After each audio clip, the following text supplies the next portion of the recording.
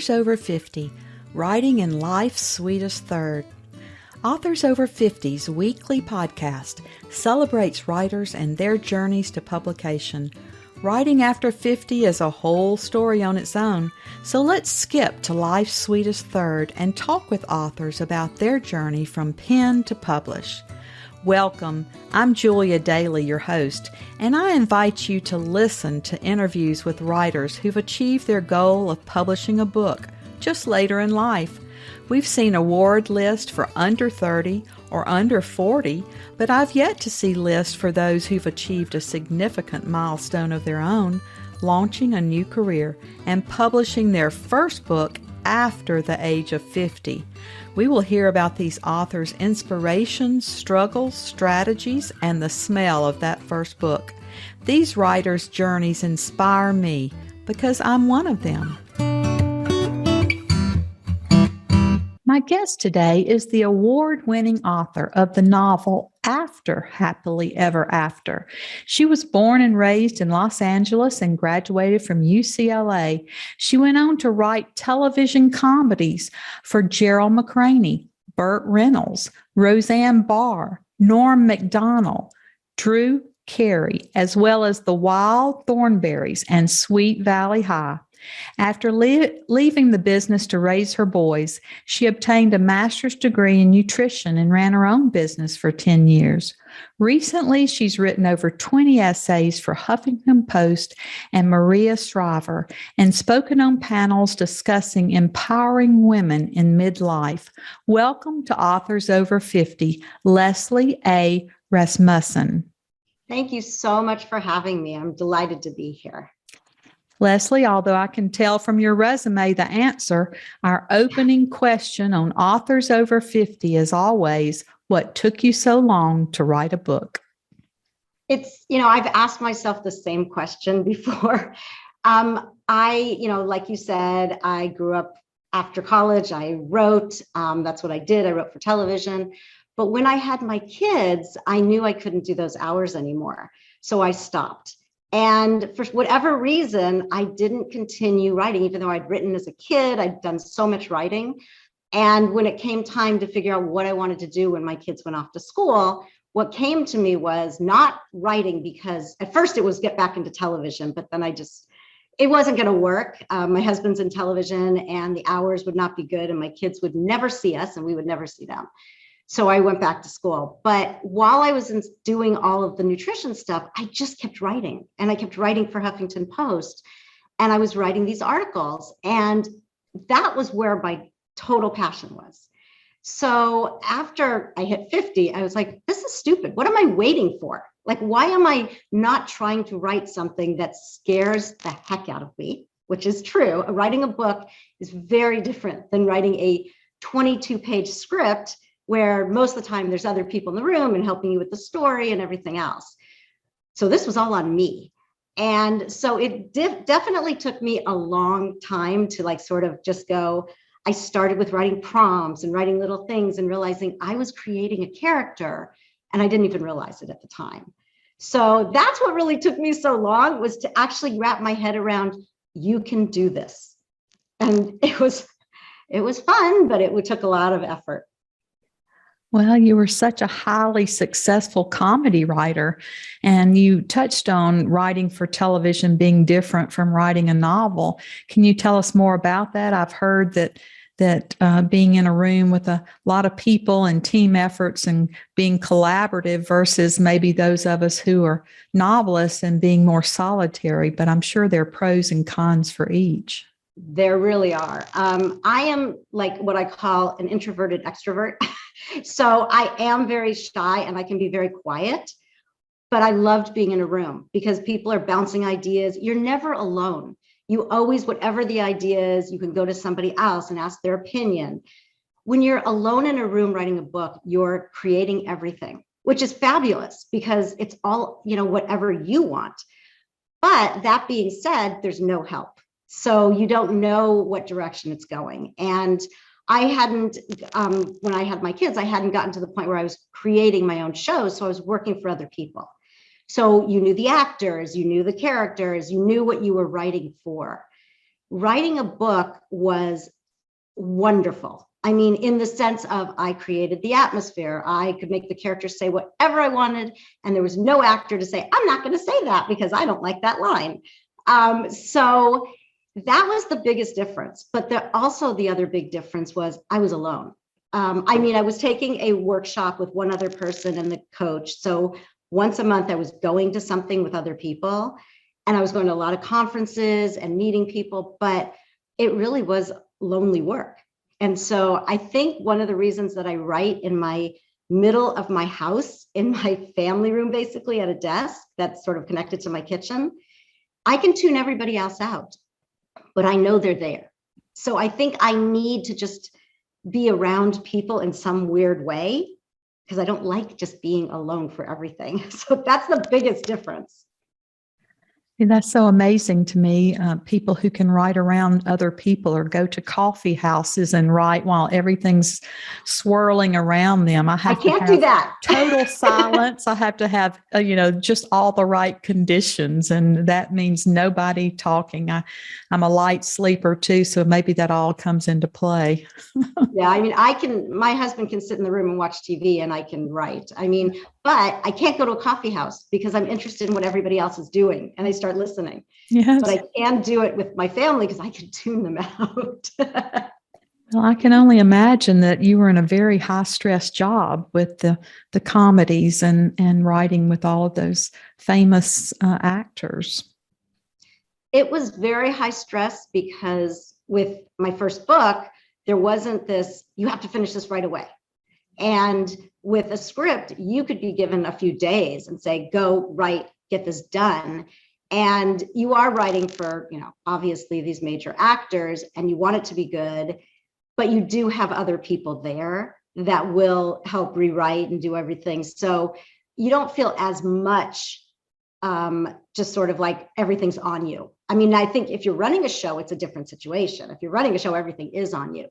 But if you're lowered down, then it's not your responsibility to make sure everything's working. So it's a little less stress, but the stress is more like you have a show every week. You have a week to get this done. So that's the stress. Well, After Happily Ever After deals with love, marriage, family, the empty nest, and aging parents. That sounds like daily life for most of us baby boomers. What was your inspiration? Well, that is exactly why I wrote it. It's because it was the daily life of so many people I knew. And I made the character, she's 45. She wants to rediscover herself as her only child is getting ready to go to college. And I had so many friends. We were all going through this, trying to figure out, okay, are we in the career we're happy with? What do we want to do if we're not? And so this character came to me from all the people I had talked to. So she's kind of a combination of so many different people. And we also had, besides our kids, we also had parents that were aging. And we saw what they were going through, whether it was medically or whether it was psychologically, whatever those things are. And we were also trying to help our parents. So I thought this is an age where not everybody talks about what's going on two sides of the spectrum. And so I really wanted to deal with that. And I also wanted to deal with, I've been married for 32 years. And a lot of my friends had been married a long time. And a lot of them were actually walking away from their marriages. And I was asking them why, like what was going on in their lives that made them want to do that. And, Maggie has a great marriage, but there's stuff going on between her and her husband where they're not communicating. And they've been married for almost 20 years. And I think at a certain point, sometimes marriages do this. And it doesn't mean it's over. It doesn't mean it's not over. It just means that sometimes you have to kind of work through things. And sometimes you're not both telling each other what you're both going through. So I wanted to deal with that also. So there were a lot of different issues in real life that I thought would be very relatable. And I thought that would be a really interesting thing to write. It's something I would have wanted to read. So that's why I wrote it. Once you knew you had to write the book, how did you proceed? Did you search for an agent, decide to use a hybrid small press, or did you self-publish? Once I finished the draft of the book and I had readers and all that kind of stuff and went through all the notes, I didn't know what publishing was about. I mean, all I knew about publishing was that there were the big ones. and that, probably I wasn't going to end up with a big one. So for a short period of time, I was very much anxious to get this book out. And I did query agents, but as anybody who's a writer knows, agents either ghost you or they get back to you months down the line and say, thank you, no thank you, or we loved your writing, but it doesn't work for us, or we have something like this, or whatever they say. It was way easier to get a television agent when I wanted a television agent. This was like impossible. And I had read so much about that. So I was going to conferences and meeting people. And finally, I had gone to the Kauai Writers Conference in 2018. And I met a lot of people. And I met the woman that runs She Writes Press, which is hybrid. I didn't really want to self-publish only because I didn't know how to do that. I didn't have the background that I have now, where if I wanted to self-publish, I know a lot now. So I went with a hybrid agency and I was happy with the way it all went, but I have another book coming out and I did not go hybrid. I went traditional for the second book.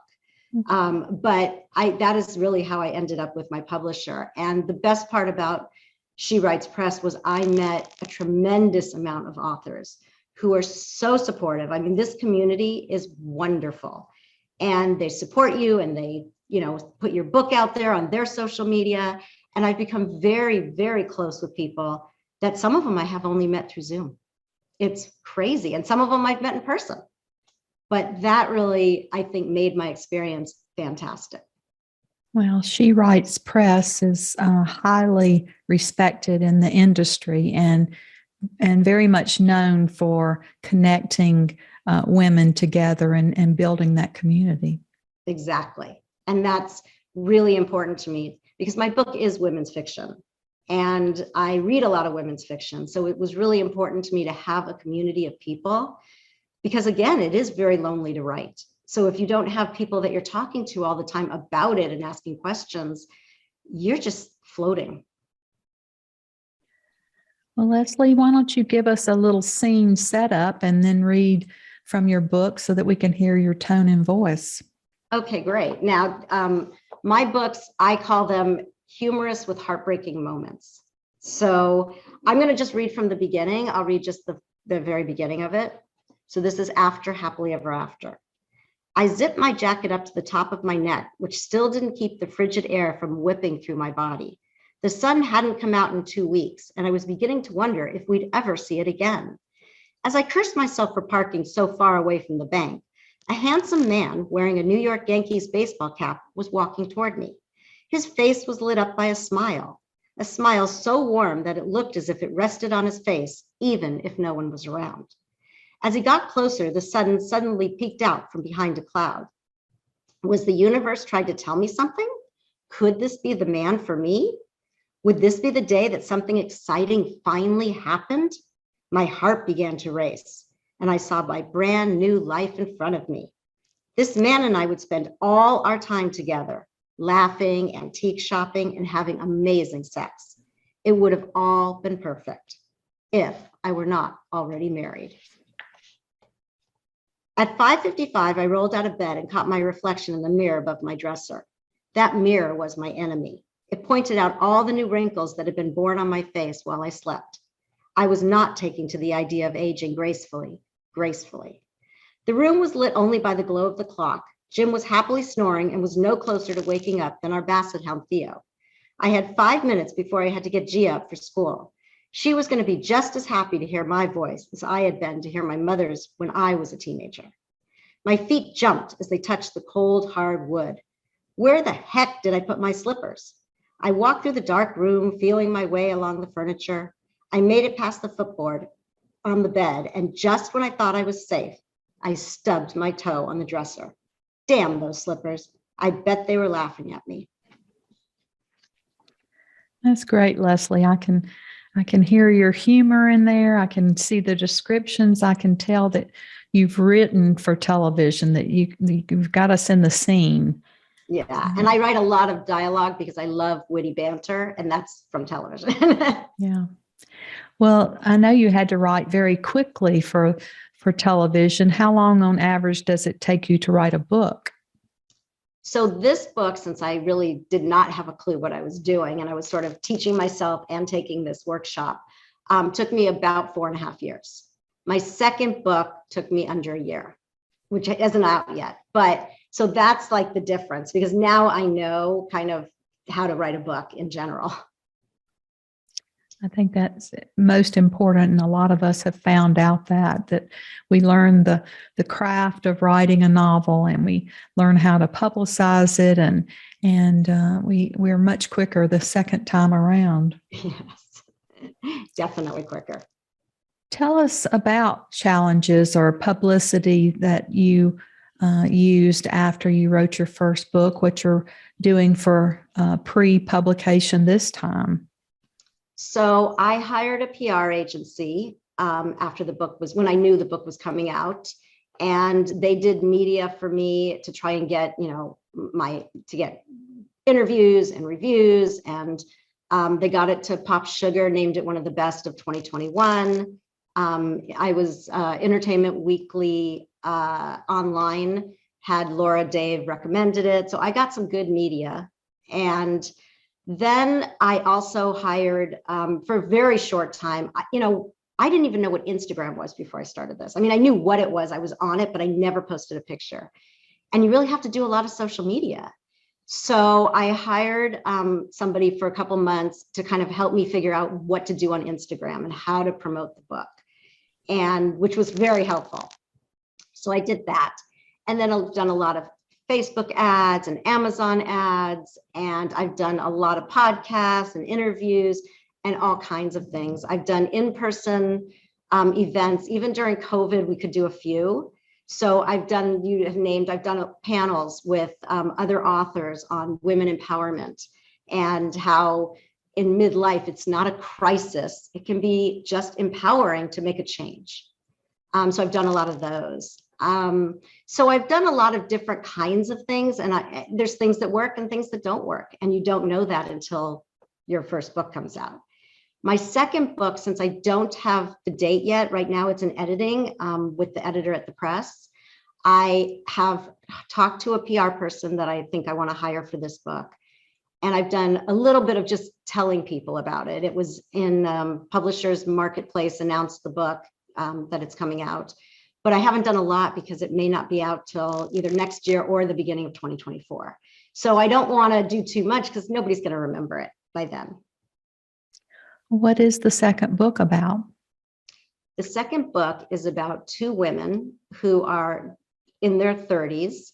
They don't know each other. They're from various backgrounds, and they end up meeting in a support group when they both go through a tragedy, and they support each other through it. But it's also got humor. It's got a love story. It's about miscarriage, loss, abortion. It's about a whole bunch of things that these women kind of meet each other and bond through tears and laughter as they go through it. Do you have a working title? Yes, it's called The Stories We Cannot Tell. Nice. What do you think was the best money you've ever spent as a writer? Ooh, that's a good question. The best money? In some ways, I would say to get this book published, doing the hybrid. Mostly, if I'd say standing out more than anything is the community. And, I spent money because of the hybrid, but meeting all these people, that I would say was priceless. I have never had such a supportive, television, there's a lot more cutthroat. It's not supportive like it is, especially comedy. I didn't do dramas, so I'm not sure about dramas. They might be more supportive. I worked in dramas as an assistant, before I started writing comedies. And I just think that the writers are a little bit more supportive in drama for whatever reason. Maybe it's the competition of getting a joke in, but the support from women, I mostly met women writers, and the support that I've received and the amount of people who share my posts and are happy for me as opposed to being, competitive is just remarkable. And I've made some of the best friends that I haven't, when you have kids, you make your friends through your kids. And then you hit that age where your kids are gone and it's like you're not making your friends through your kids anymore. So what do you get involved in? I have made so many wonderful close friends through this. So that, I would say, is the best money I've spent. I agree. I think our writers, our author community is just such a generous one, and I have found that to be the case myself. Yeah. And even writers that I don't even barely know, that I'm just on Instagram with, big writers, they agreed to blurb my second book. So I've already sent it to them. They've already written me wonderful blurbs on it. And these are people, how would I get to? It's not like I'm going to go out and, talk to George Clooney on the Instagram and he's going to contact me. Authors are amazing, even big authors, and they'll write you back. And some of them are very, very supportive. And I think that's a huge ask. Every time I send out a manuscript to ask for a blurb, I'm almost apologizing because, everybody's so busy, and to ask them to read this manuscript and to review it or to blurb it is a huge ask. It is a huge ask. And I've blurbed other people's books. And I never, because of right now, I'm not, Kristen Hanna, I don't think of it as a big deal, but I have been told that some people like Kristen Hanna, their PR people they have to do a certain amount of blurbs in a year. And so I don't know about her, but I'm saying people like that, people who are really top of the game. And so they can't even take other people's, unless I'm sure it's a good friend. They don't have the time. Yeah.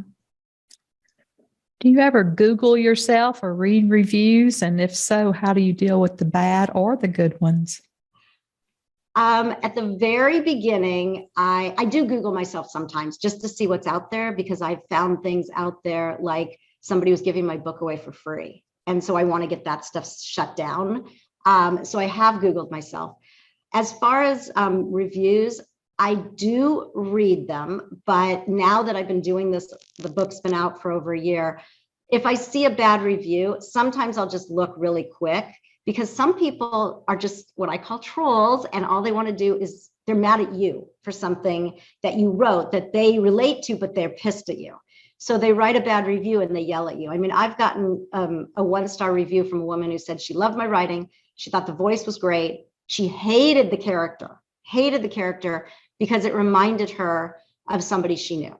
And so she gave me a bad review. And I'm like, but if you like the writing and you like the voice, that's a good book. Even if you're mad at, books trigger people. And those are the people that should not write reviews when they're triggered, but they do. They get really angry. But I've gotten some of the most amazing reviews that I've read about, like, they didn't believe this was a debut novel and they wanted to read other things from me. That's great. I stay off certain sites because I find certain sites are more likely to have trolls, and Amazon has less trolls, I find.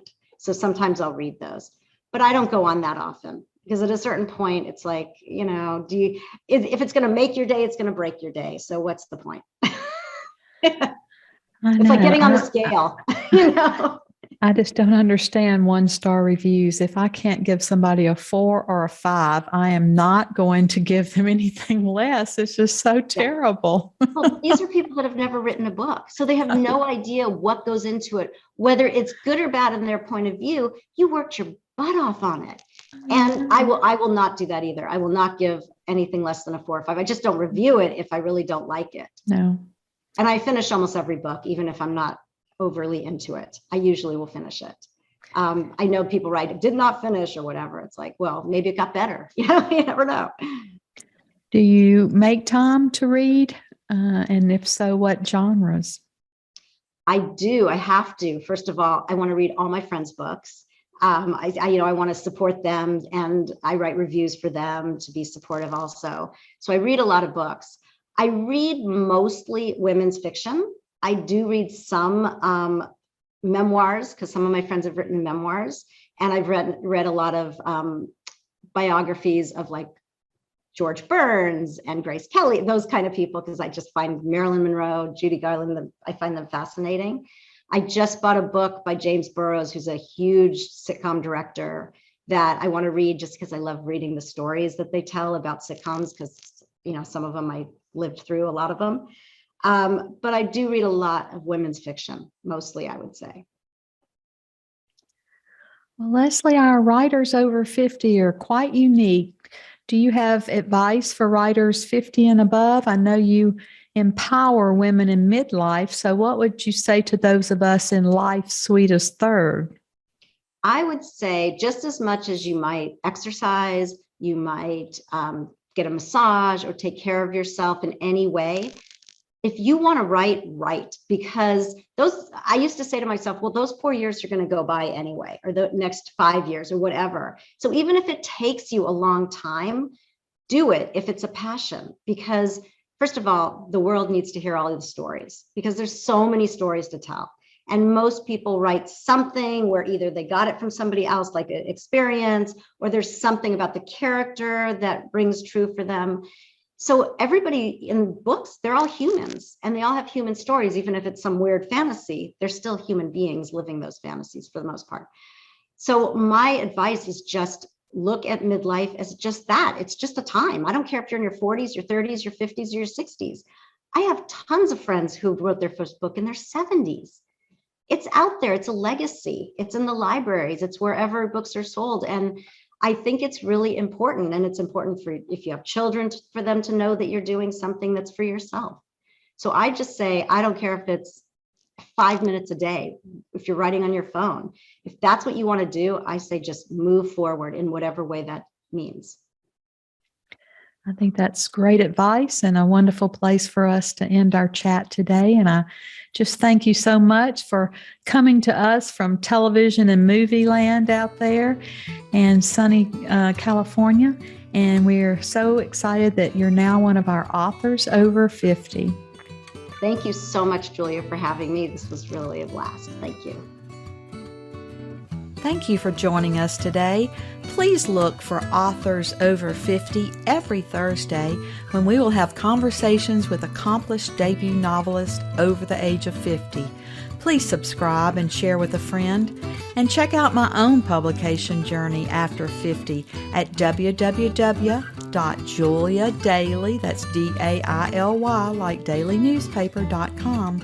Until next time, keep reading and writing. And remember, it's never too late to fulfill a dream in life's sweetest third.